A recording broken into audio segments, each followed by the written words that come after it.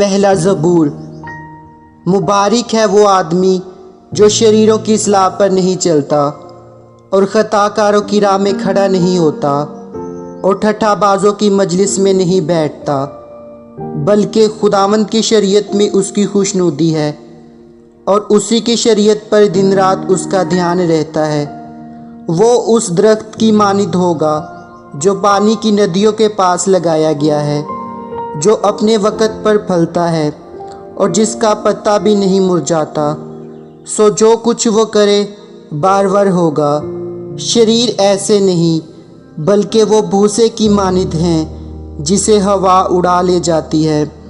اس لیے شریر عدالت میں قائم نہ رہیں گے، نہ خطا کار صادقوں کی جماعت میں، کیونکہ خداوند صادقوں کی راہ جانتا ہے، پر شریروں کی راہ نابود ہو جائے گی۔ آمین۔